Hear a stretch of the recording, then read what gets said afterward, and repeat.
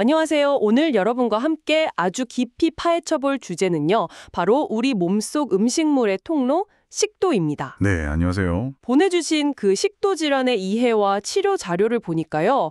와, 생각보다 정말 다양한 문제들이 있더라고요. 네, 맞아요.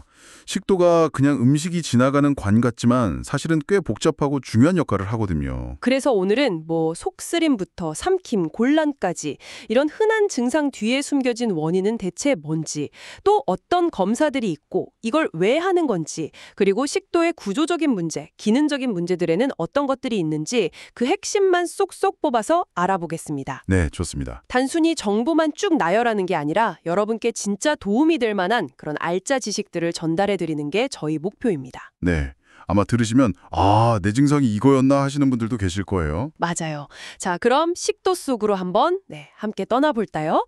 우선 식도가 대체 어떤 일을 하는 기관인지 그거부터 간단히 짚고 넘어가죠. 네, 식도는 아시다시피 목구멍, 그러니까 인두에서 위까지 음식을 내려보내는 근육으로 된 관입니다. 아, 근육으로 된 관이군요. 네, 평소에는 이렇게 닫혀 있다가 우리가 음식을 꿀꺽 삼킬 때만 그 연동 운동이라고 하죠. 그 근육의 움직임을 통해서 음식물을 아래로 운반하는 거죠. 아주 중요한 다리 역할을 하는 셈이에요. 그렇군요. 중요한 다리 역할. 그런데 이 식도에 문제가 생기면 우리 몸에 신호를 보낸다고 하셨죠. 자료에 나온 대표적인 증상들 뭐가 있을까요? 가장 대표적인 건 역시 속쓰림이죠. 영어로는 가슴앓이, heartburn이라고도 하는데, 아, 네네. 속쓰림. 네, 보통 가슴뼈 뒤쪽, 명치 부근에서 시작해서 목구멍 쪽으로 뭔가 타는 듯한 느낌, 불쾌감이 올라오는 건데요.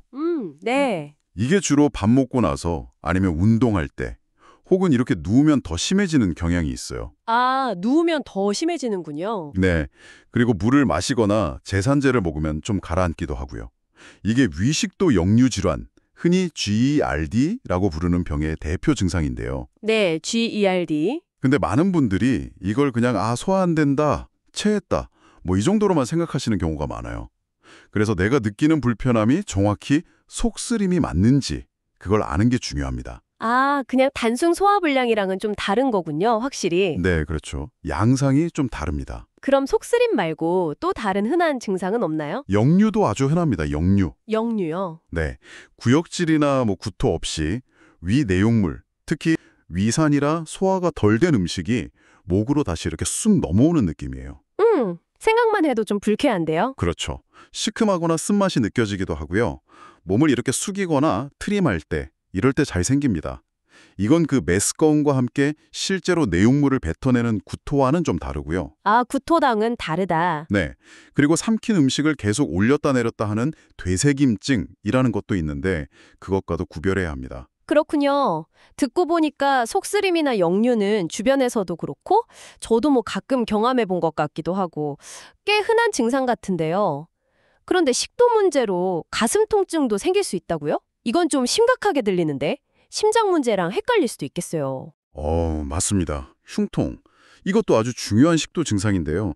이게 진짜 심장질환으로 인한 통증이랑 아주 비슷해서 주의가 필요해요. 정말요? 어떻게 비슷한가요? 가슴 한가운데가 꽉 조이거나 뻐근한 느낌이 들고요. 때로는 등이나 팔, 심지어 턱까지 통증이 뻗치기도 합니다. 와, 그럼 진짜 심장 문제라고 생각하기 쉽겠네요. 그렇죠. 왜냐하면 식도하고 심장이 신경을 일부 공유하고 있거든요. 그래서 식도가 갑자기 늘어나거나 아니면 위산 같은 거에 자극을 받아도 우리 뇌에서는 이걸 심장 문제처럼 느낄 수가 있는 거죠. 신기하네요. 실제로 식도 문제 때문에 생기는 흉통의 가장 흔한 원인도 바로 위식도 역류입니다. 와, 식도 통증이 심장병이랑 헷갈릴 수 있다니 이건 정말 중요하게 알아둬야겠네요. 또 주목할 만한 증상으로 삼킴 곤란, 그러니까 음식을 삼키기 힘든 증상도 있던데요. 자료에 연하곤란이라고도 나와 있고요. 네, 연하곤란. 음식이 식도로 이렇게 쭉 내려가지 않고 가슴 어딘가에 턱 하고 걸리는 느낌이죠. 네네, 걸리는 느낌. 여기서 아주 중요한 포인트가 뭐냐면 어떤 음식을 삼키기 힘드냐는 겁니다. 아, 어떤 음식이냐. 네, 만약에 밥이나 고기처럼 딱딱한 고용식만 넘기기 어렵다. 그러면 식도가 분리적으로 좁아졌거나 협착, 아니면 얇은 막이나 고리 같은 게 있거나 혹은 좀 안 좋게는 종양 같은 그런 구조적인 문제일 가능성을 먼저 생각해야 돼요. 아, 그렇군요. 딱딱한 음식만 못 삼키면 구조적인 문제일 수 있다. 그럼 혹시 물 같은 액체도 삼키기 힘들면요? 그건 어떤 경우죠? 만약 고형식뿐만 아니라 물이나 음료수 같은 액체까지 삼키기 어렵다. 그러면 이건 식도 자체가 제대로 움직이지 못하는 운동성 질환. 예를 들어서 식도 이완 불능증, 아칼라지아라고 하는데요. 이런 병일 가능성이 높습니다. 아칼라지아, 운동성 질환. 네. 식도 근육이 제대로 이완하거나 수축하지 못해서 음식물을 아래로 내려보내지 못하는 거죠. 아하. 근데 또 흥미로운 게 뭐냐면요. 환자 본인이 여기쯤 걸리는 것 같다고 느끼는 위치 있잖아요. 그게 실제 문제가 있는 부위랑 다른 경우가 꽤 많다는 거예요. 아, 정말요? 네.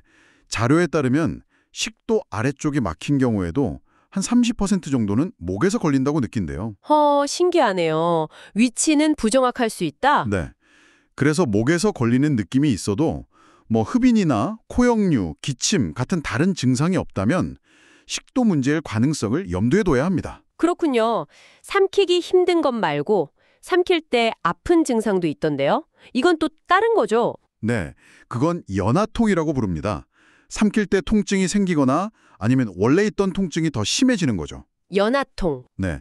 이건 단순 역류성 식도염보다는 알약을 잘못 삼켜서 식도에 걸렸거나 아니면 칸디다나 헤르페스 같은 감염성 식도염일 때 더 흔하게 나타납니다. 아, 감염이나 알약 때문에? 네.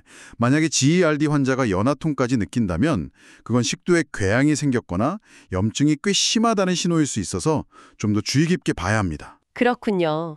그럼 목에 뭔가 그냥 걸린 듯한 느낌, 그 인두 이물감은 어떤가요? 이것도 삼킨 곤란이랑 좀 비슷한 것 같은데. 목에 뭔가 덩어리가 걸려 있거나 꽉 막힌 듯한 느낌이 계속 드는 거예요. 아, 삼키는 거랑 상관없이. 네, 오히려 뭘 삼키면 그 느낌이 잠시 좀 나아지는 것 같기도 하고요. 이게 스트레스나 불안감 같은 심리적인 거랑 관련 있을 때도 많지만 의외로 위식도 역류가 원인인 경우도 꽤 흔하다고 합니다. 그렇군요. 신기하네요. 마지막으로 침 과다 분비라는 증상도 있었는데 이건 좀 생소한데요. 워터브레쉬라고도 하고 네, 워터브레쉬. 워터브레쉬. 이건 흔하지는 않아요. 식도 점막이 위산의 자극을 받으면 우리 몸의 어떤 방어 기전으로 갑자기 입안에 침이 확 고이는 현상이에요. 아, 침이 갑자기 많이 나오는 거군요. 네, 보통 속쓰림이랑 같이 나타나는데 입안이 갑자기 짜고 묽은 액체로 확 가득 차는 그런 아주 불쾌한 경험을 하게 됩니다. 야, 정말 식도 하나에 이렇게 다양한 증상들이 나타날 수 있군요. 그럼 이런 증상들이 있을 때 병원에서는 도대체 어떤 검사들을 통해서 원인을 찾아내나요? 자료를 보니까 내시경, 발용 검사, 초음파, 압력 검사 되게 여러 가지가 있던데요? 네, 그렇죠. 가장 기본적이면서도 중요한 검사는 역시 위내시경 EGD입니다. 아, 역시 내시경이군요. 네, 아시겠지만 카메라가 달린 긴 관을 입으로 넣어서 식도, 위, 십이지장 내부를 직접 눈으로 보는 거죠. 네네. 염증이나 궤양, 좁아진 곳, 협착, 종양 같은 구조적인 이상뿐만 아니라 그 발의 식도처럼 점막 색깔 변화가 있는지도 확인할 수 있고요. 또 좋은 게 필요하면 바로 그 자리에서 조직 검사도 할 수 있다는 게 큰 장점이죠. 확실히 직접 보니까 가장 정확하겠네요. 그럼 바륨 삼킴 검사는 언제 하는 건가요? X선 찍는 거 맞죠? 네, 맞아요. 하얀색 조용제, 바륨이라고 하죠.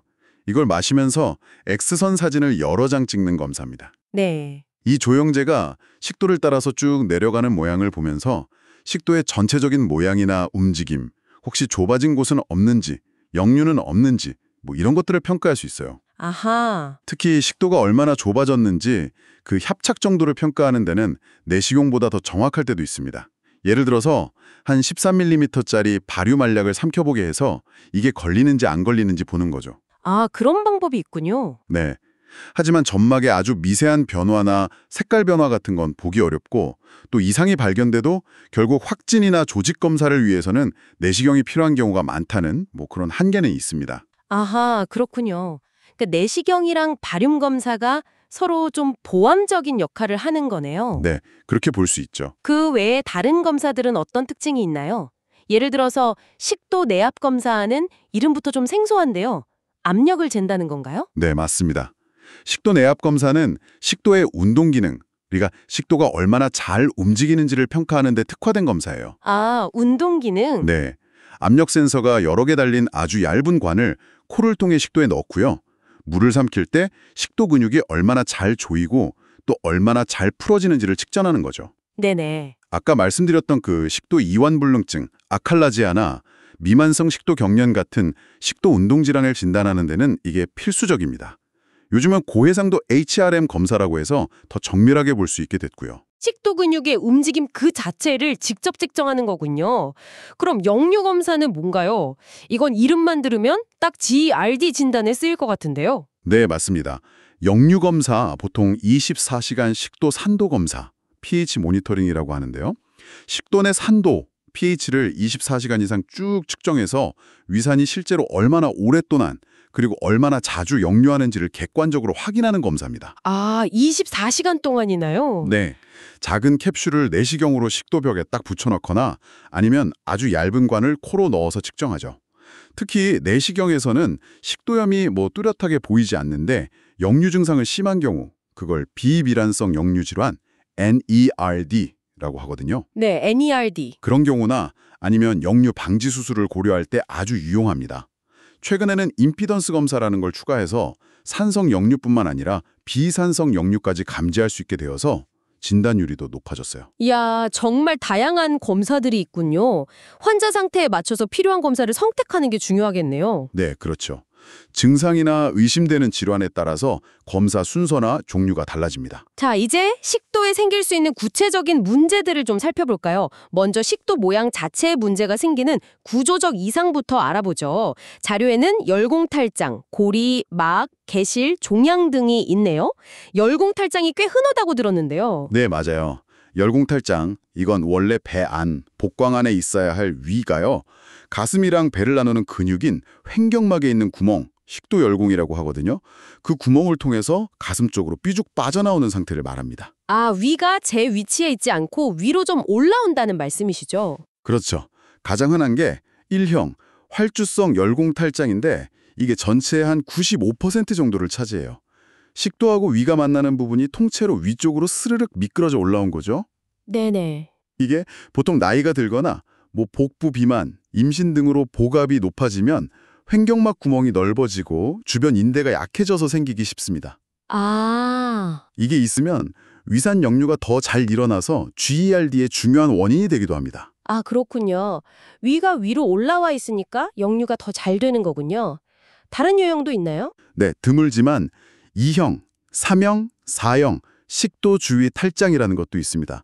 이건 식도위 접합부는 제자리에 있거나 혹은 같이 올라오면서 위의 다른 부분, 주로 위의 윗부분인 위저부나 심지어 다른 장기, 대장 같은 게 식도 옆으로 탈출하는 경우예요. 아, 위 말고 다른 게 올라올 수도 있군요. 네, 특히 2형하고 3형은 위가 이렇게 점점 뒤집히면서 올라가서 위가 꼬이거나 위염전, 심하면 혈액 공급이 막혀서 썩는 교액 위염도 있어요.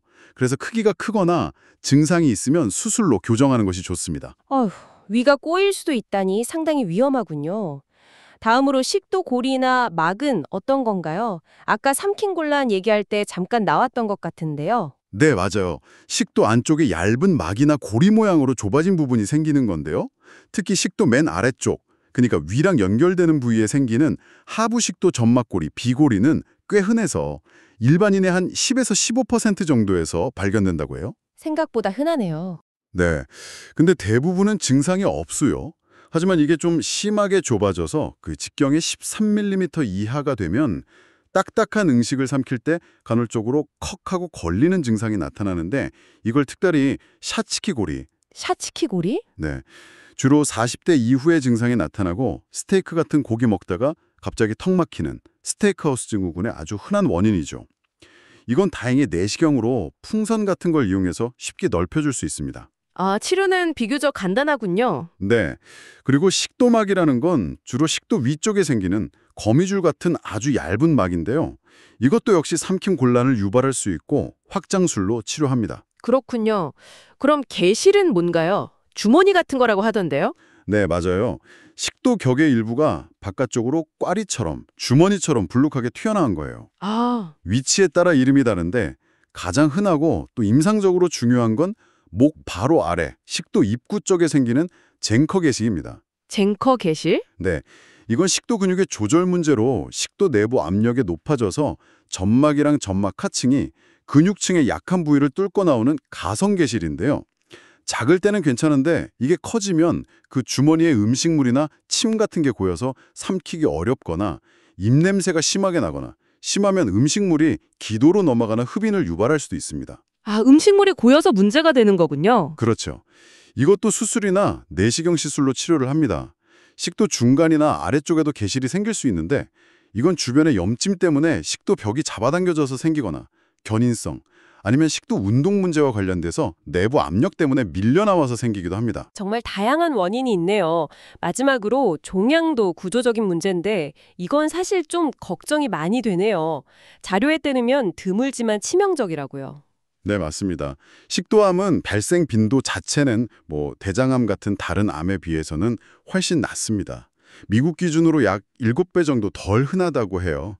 일단 발생하면 예후가 좋지 않아서 사망률이 꽤 높은 암입니다. 네. 특히 주목할 점은 과거에는 편평상피세포암이라는 종류가 대부분이었는데 최근에는 선암이라는 종류가 점점 늘어나고 있다는 점이에요. 아, 암의 종류가 바뀌고 있다고요? 네. 그런데 이 선암은 아까 계속 말씀드렸던 위식도 역류질환, GERD나 그 합병증인 발해식도와 아주 밀접한 관련이 있습니다. 아, GERD와 관련이 깊군요. 네, 주로 식도 아래쪽에 생기고 비만인 백인 남성에게서 더 많이 발생하는 경향이 있고요. 반면에 편평상피세포암은 식도 위쪽에 주로 생기고 흡연이나 음주, 또 흑인 남성과 관련이 더 깊습니다. 그렇군요. 전형적인 증상은 점점 심해지는 고형식 삼킴 곤란하고 체중 감소인데요. 식도는 림프관이 아주 풍부해서 암세포가 주변 림프절로 굉장히 빨리 퍼져나가거든요. 그래서 발견 당시에는 이미 꽤 진행된 경우가 많아서 생존율이 다른 암에 비해 좀 낮은 편입니다. 아, GERD와 식도 선암의 연관성. 이건 정말 중요하게 기억해야 할 부분이네요. 자, 그럼 이제 식도의 움직임 자체에 문제가 생기는 운동질환으로 넘어가 볼까요? 아까 잠깐 언급됐던 식도 이완 불능증, 아칼라지아. 이게 대표적인 예시겠죠? 네, 그렇습니다. 아칼라지아는 비교적 드문 병입니다. 인구 10만 명당 한 1명에서 3명 정도 발생한다고 하니까요. 네. 식도 운동질환 중에서는 그리고 가장 잘 알려져 있는 병이죠. 핵심은 식도 맨 아래쪽, 그러니까 위랑 연결되는 부위의 괄약근, LES, 하부 식도 괄약근이 음식을 삼킬 때 제대로 열리질 않고 이완장애, 동시에 식도 몸통의 정상적인 연동 운동도 사라지는 병이에요. 아, 맨 아래쪽 문이 고장나서 안 열리고 식도 자체도 잘 안 움직이는 거군요. 네, 맞아요. 식도 근육을 조절하는 신경세포가 아마도 자가 면역 반응 같은 걸로 파괴되면서 생기는 것으로 추정하고 있습니다. 아직 확실하진 않지만요. 그 결과 음식물이 위로 잘 내려가지 못하고 식도에 계속 고이게 되는 거죠. 네. 그래서 고형식뿐만 아니라 액체까지 삼키기 힘들어지고 자려고 누우면 음식물이 역류하거나 가슴 통증, 체중 감소 같은 증상들이 나타납니다. 아까 액체까지 삼키기 어려우면 운동질환 의심해야 한다고 하셨는데 딱 그 경우네요. 그럼 치료는 어떻게 하나요? 문이 안 열린다는데. 이게 근본적인 원인 치료는 아직 어렵기 때문에 치료 목표는 막혀있는 하부 식도 괄약근의 압력을 어떻게든 낮춰서 음식물이 중력이나 식도 내 압력으로라도 좀 내려갈 수 있게 해주는 데 있습니다. 아, 압력을 낮춘다. 네, 약물 치료, 질산염이나 칼슘 채널 차단제 같은 걸 쓰기도 하고 보톡스 주사를 놓기도 하는데 이런 건 효과가 좀 일시적이거나 제한적이에요. 네. 그래서 좀 더 영구적인 방법으로는 내시경으로 풍선을 넣어서 괄약근을 강제로 확 넓혀주는 풍선 확장술이나 아니면 아예 그 괄약근 근육을 잘라주는 근절개술을 시행합니다. 근육을 잘라요. 네, 근절개술은 배에 작은 구멍 몇 개 뚫고 복강경으로 하는 수술, 헬러 근절개술이 있고요.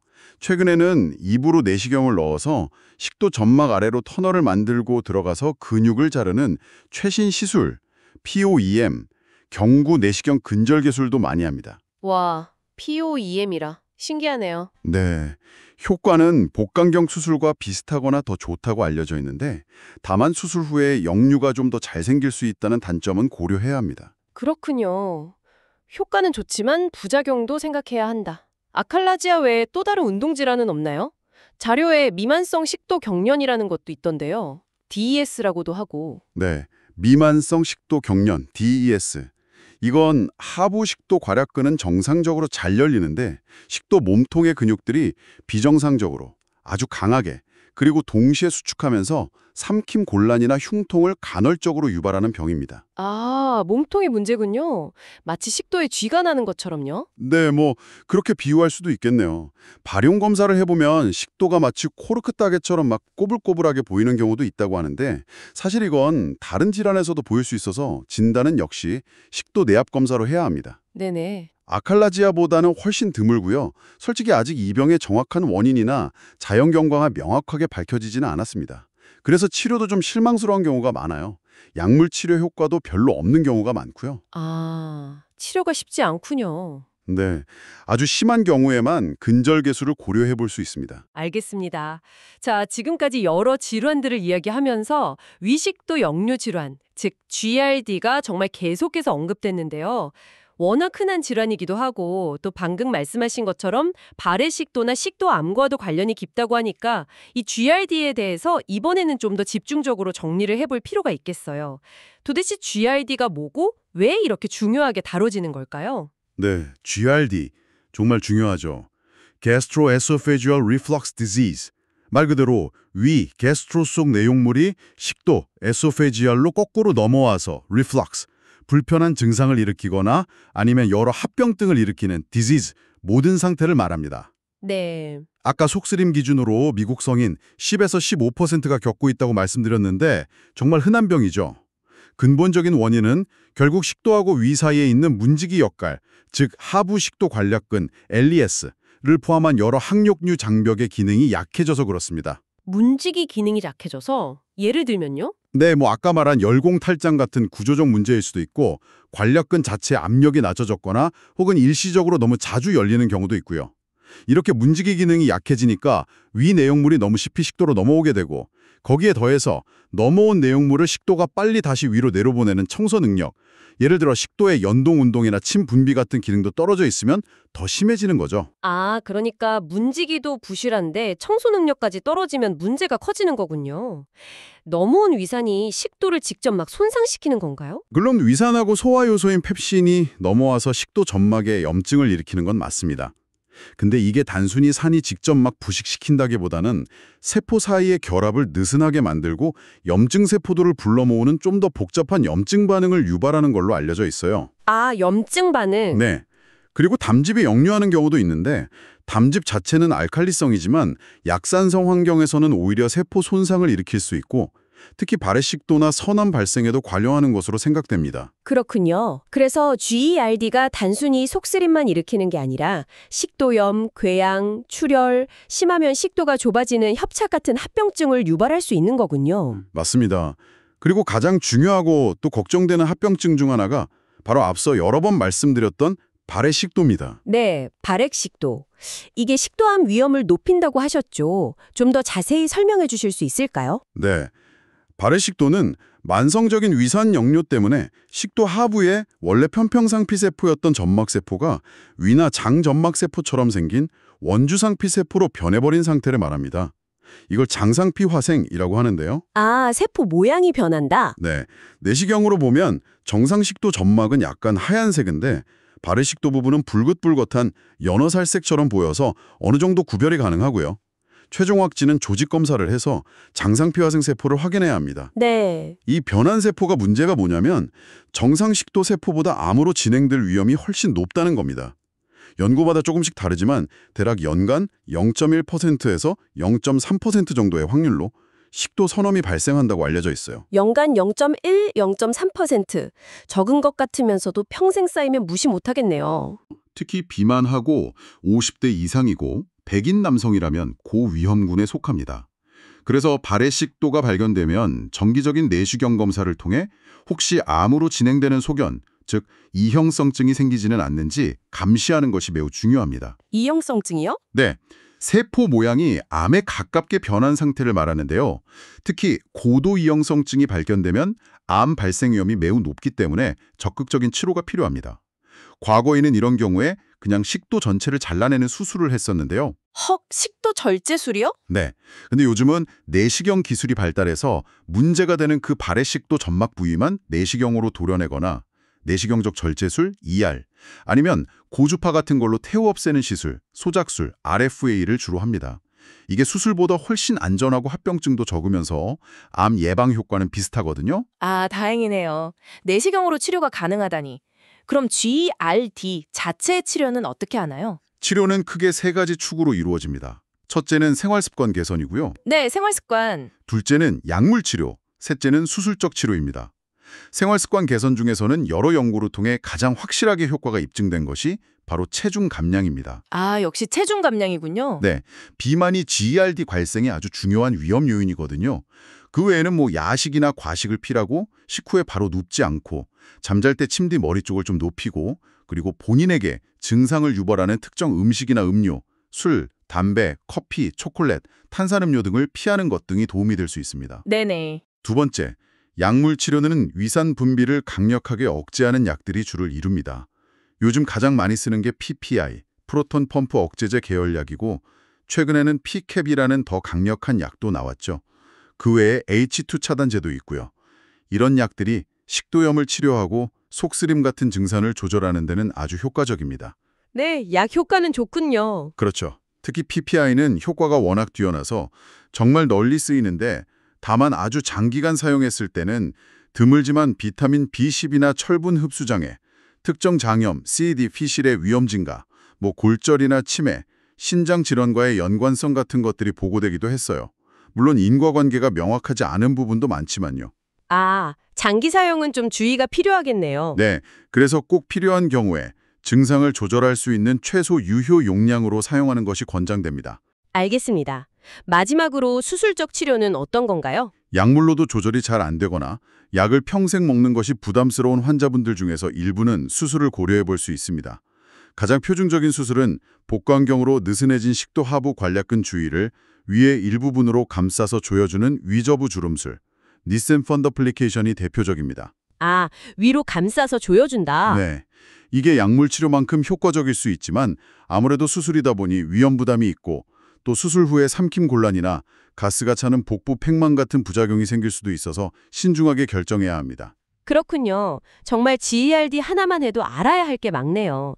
정리하자면 GERD는 매우 흔한 질환이고 치료의 기본은 생활습관 개선, 특히 체중 감량이 가장 중요하다는 점, 그리고 약물 치료는 효과적이지만 장기 사용 시에는 고려할 점들이 있다는 거네요. 네, 맞습니다. 아주 잘 요약해 주셨네요.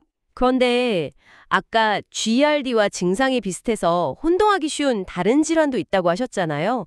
호산구성 식도염, EOE가 언급됐는데 이건 또 뭔가요? 이름이 좀 어렵네요. 호산구. 네, 호산구성 식도염, 이오시노필렉 에소파자이티스, 줄여서 EOE라고 많이 부릅니다. 이건 특정 항원, 주로 음식물 알레르겐에 대한 면역 반응으로 식도의 호산구라는 백혈구의 한 종류가 비정상적으로 아주 많이 몰려들어서 염증을 일으키는 병이에요. 아, 알레르기 반응이 식도에 나타나는 거군요. GERD랑은 완전 다른 원인이네요. 그렇죠. 원인 자체가 다릅니다. 이게 최근 전 세계적으로 유병률이 빠르게 늘고 있고요. 주로 젊은 성인 남성, 특히 다른 알레르기 질환, 예를 들면 천식이나 비염, 아토피 피부염 같은 걸 원래 가지고 있는 사람에게 잘 생기는 경향이 있습니다. 그렇군요. 알레르기 체질과 관련이 깊군요. 그럼 증상은 GERD와 비슷한가요? 아까 혼동하기 쉽다고 하셔서. 증상에서 가장 특징적인 것은 삼킴 곤란하고 음식이 식도에 깍 걸리는 음식물 정체, 푸드 임팩션입니다. 특히 젊은 사람이 다른 이유 없이 딱딱한 음식을 삼키기 힘들어한다면 EOE를 꼭 의심해 봐야 해요. 아, 삼킴 곤란이 주 증상이군요. 네, 속쓰림도 있을 수 있지만 GERD만큼 아주 전형적이거나 흔하지는 않아요. 그리고 내시경으로 보면 좀 특징적인 소견들이 있는데요. 식도에 여러 개의 동심원 모양의 고리가 보이거나 이걸 식도 윤상주름이라고 해요. 세로로 줄무늬가 가 있거나 하얀색 삼출물이 붙어 있거나 아니면 식도 전체가 좀 좁아져 있는 협착 모습 등이 관찰될 수 있습니다. 네네. 하지만 이런 소견이 없더라도 EOE일 수 있기 때문에 확진을 위해서는 반드시 조직 검사를 해서 식도 점막의 호산구가 아주 많이, 기준으로는 고배율 CA HPF당 15개 이상 침투해 있는 것을 확인해야 합니다. 아, 조직 검사가 필수적이군요. 그럼 치료는 어떻게 다른가요? GERD 약이 효과가 있을까요? EOE는 알레르기성 염증 질환이기 때문에 치료 목표는 그 염증을 가라앉히는 것입니다. 근데 흥미롭게도 GERD 치료제인 PPI가 의외로 EOE 환자의 한 30%에서 50% 정도에서 효과를 보여요. 아, 정말요? 왜 그런 거죠? 아직 정확한 기전은 모르지만 PPI 자체가 가진 항염증 효과 때문일 수도 있고 아니면 위산 역류가 EOE를 악화시키는 요인일 수도 있다고 추정합니다. 그래서 1차 치료로는 PPI를 먼저 시도해 볼 수 있습니다. 네. 만약 PPI의 효과가 없다면 그 다음으로는 알레르기를 유발하는 것으로 의심되는 음식을 찾아서 피하는 제거 식이요법을 하거나 아니면 삼키는 형태의 국소 스테로이드, 플루티카손이나 부데소니드를 사용해서 식도 염증을 직접 조절합니다. 최근에는 인터루킨4와 13이라는 염증 매개물질을 차단하는 생물학적 제재 주사, 두필로맙도 미국 FDA 승인을 받아서 사용되고 있습니다. 치료법도 다양하네요. 네, 그리고 만약 식도가 이미 염증 때문에 좁아져서 삼키기 힘든 경우에는 내시경으로 풍선 확장술을 해서 넓혀주는 것이 도움이 될 수 있습니다. 다만 이건 염증 자체를 치료하는 것은 아니기 때문에 근본적인 염증 치료가 반드시 병행되어야 하고요. 또 EOE 환자는 식도 조직이 약해서 확장술 시 천공 위험이 조금 더 높다는 점도 주의해야 합니다. 그렇군요. EOE는 만성 재발성 질환이라 꾸준한 관리가 중요하겠네요. 네, 맞습니다. 치료를 중단하면 대부분 재발하기 때문에 유지요법이 필요합니다. 알겠습니다. 자, GERD와 EOE 외에도 식도에 염증이나 손상을 일으키는 다른 원인들도 있다고 자료에 나와 있네요. 감염성, 기계적 손상, 전신질환 관련 등등 이것들도 간단히 짚어주시겠어요? 네, 몇 가지만 간단히 말씀드리면요. 첫째로 감염성 식도염이 있습니다. 주로 면역력이 떨어진 분들, 예를 들어 에이즈 환자나 장기 이식 환자, 항암 치료 중인 분들에게 칸디다, 곰팡이 1중이죠. 헤르페스 바이러스, 거대세포 바이러스, CMV 같은 것들이 감염을 일으킬 수 있는데요. 특징적으로 삼킬 때 통증, 즉 연화통이 아주 심하게 나타납니다. 아, 연화통이 특징이군요. 네. 둘째로는 알약 식도염도 꽤 흔합니다. 약을 먹을 때 물을 충분히 마시지 않거나 먹고 바로 눕는 습관 때문에 알약이 식도 중간쯤에 걸려서 염증이나 궤양을 만드는 경우예요. 특히 독시사이클린 같은 항생제나 소염 진통제, NSAS, 골다공증 약, 비스포스포네이트 등이 잘 유발한다고 알려져 있습니다. 갑자기 가슴이 아프거나 삼킬 때 통증이 생기죠. 아, 약 먹는 습관이 중요하겠네요. 그렇죠. 물 충분히 마시고 먹고 바로 눕지 않는 게 중요합니다. 셋째로는 기계적 손상도 있을 수 있습니다. 심하게 구토를 하다가 식도와 위 연결 부위 점막이 찢어져서 피가 나는 말로리 바이스 증후군이라는 것도 있고요. 이건 대부분 저절로 멎지만 심하면 내시경 지혈이 필요할 수 있습니다. 아주 드물지만 구토 때문에 식도벽 전체가 터지는 보로에베 증후군 같은 응급 상황도 생길 수 있고요. 이건 즉시 수술해야 합니다. 듣기만 해도 아픈데요? 네. 마지막으로 피부경화증 같은 자가면역 질환이 식도 근육을 침범해서 식도 운동을 방해하고 심한 GERD를 유발하기도 하고요. 편평태선이나 첨포창 같은 특정 피부 질환이 식도 점막에도 병변을 일으키는 경우도 드물게 있습니다. 부터 시작해서 내시경, 발용검사 같은 진단법들, 그리고 열공탈장, 아칼라지아, GERD, EOE, 식도암 같은 여러 구조적, 기능적 질환들까지 아주 폭넓게 살펴본 것 같습니다. 네, 맞습니다. 식도가 우리 몸에서 얼마나 중요하고 또 얼마나 복잡한 기관인지 다시 한번 느낄 수 있는 시간이었던 것 같습니다. 네. 오늘 나눈 이런 이야기들이 여러분께서 혹시 겪고 계실지도 모르는 불편함의 원인을 이해하고 또 필요할 때 적절한 진단과 치료를 받으시는데 조금이나마 도움이 되었으면 하는 바람입니다. 네, 저도 같은 생각입니다. 자신의 증상에 관심을 갖고 정확히 아는 것이 중요하니까요. 오늘 저희와 함께 식도에 대한 이 깊이 있는 탐구를 함께 해주셔서 정말 감사합니다. 마지막으로 오늘 나눈 이야기와 관련해서 여러분께 생각해 볼 만한 질문을 하나 던져드리고 싶네요. 네, 오늘 저희가 살펴봤듯이 위식도 역류 질환 GERD 그리고 그와 관련된 발해식도와 식도 선암 사이에는 아주 강력한 연관성이 있고 또 비만 인구가 늘어나면서 이 질환들의 발생률도 함께 증가하고 있는 추세입니다. 네, 그렇죠. 그렇다면 이러한 추세를 장기적으로 되돌리기 위해서 우리 각자 개인적으로 그리고 우리 사회 전체적으로 가장 효과적으로 실천할 수 있는 변화는 과연 무엇일까요?